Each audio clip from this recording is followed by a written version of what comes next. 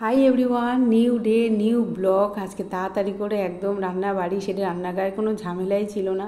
স্রেফ ডাল আর একটুখানি আলু ভাজা করে নিয়েছি, এই খেয়ে নিয়েছি আজকে।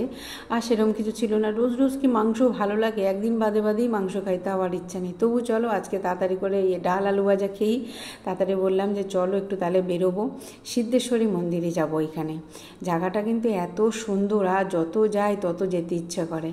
জানেন তো, জীবনে চলার পথে অসংখ্য পাথর পড়ে আছে, সেটাকে কিন্তু আমি ঠেলে গুঁতে চলে যাব না। সেই পাথরটাকে কুড়িয়ে কুড়িয়ে নিয়ে আমি একটা বড় সিঁড়ি তৈরি করবই। আর সেইটার বেশে সেই পাথর হাতে করে নিয়েই ঠাকুরের কাছে ছুটে যাই, যে না একটু আশায় যেখানে দাঁড়িয়ে আমরা কিছু না পারি মনের কথাটা তো বলতে পারি। কোনো মানুষজনকে মনের কথা না বলার থেকে তার কাছে এসে বলো না, অনেক শান্তি। অ্যাটলিস্ট এই আমাকে আপনাকে যাতা করে তাড়িয়েও দেবে না, পরিহাসও করবে না। সে শুধু শুনবে, করতে না পারুক সে তো শুনবে। আমিও ঠিক তাই, কিছু করি না করি মনের কথা এসে বলার জন্য ছুটে পড়ি। জায়গাটা দেখেছেন কি সুন্দর, কত সিঁড়ি, উঠতে গিয়ে কষ্ট হচ্ছে দেখে কিন্তু সেই চেন্নাই এক্সপ্রেসের কথা মনে পড়লো। কাশ যদি শাহরুখ খান থাকতো তাহলে আমাকে কোলে করে নিয়ে ওপরে উঠতে পারতো। তো চলো আমি নিজেই হেঁটে হেঁটে যাব, আমার জীবনে শাহরুখ খান থাক আর না থাক।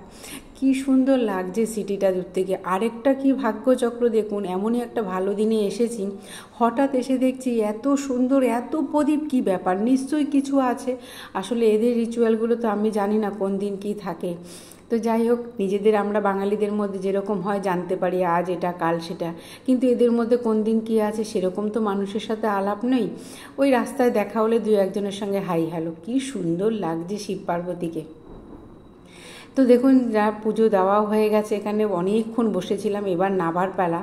কিন্তু ওঠার সময় তো কষ্ট হয়েছে খুবই, নামতে আর কষ্ট হবে না। তবু অনেকক্ষণ দাঁড়িয়ে দাঁড়িয়ে থাকলাম, ওপরে দেখলাম, মনে হচ্ছিলো যেন ওপরে ওই জায়গা থেকে নামবই না। অনেকগুলো সিঁড়ি, আমি গুনলাম না সিঁড়িটা, কিছু না হলেও 1-150 সিঁড়ি তো হবেই। তো যাই হোক, এবার আস্তে আস্তে নামতে হবে, এখান থেকে নেমে আসবো, নেমে আবার বাড়িও ফিরতে হবে।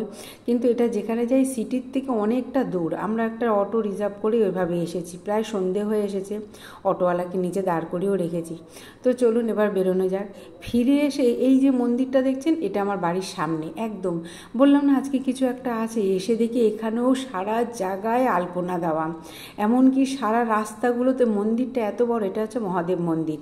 তো এই মহাদেব মন্দিরটাতে এত সুন্দর আলপনা দিয়েছে, সবাই প্রদীপ ধরাচ্ছে। কি ভালো দিনে একটু ঠাকুর দর্শন করে আসলাম। আর এই মন্দিরটা তো ডেলি আসি, ডেলি রাত হলে পরেই আমার জন্য মন ছুটে যায়। শুধু আমি না যেতে পারলেও আমার ছেলে আসবেই আসবে। তো চলো, ভিডিওটি আজকে এই অবধি রাখলাম। ভালো লাগলে প্লিজ লাইক কমেন্ট করো এবং সাবস্ক্রাইব করে আমার পাশে থেকো। টাটা।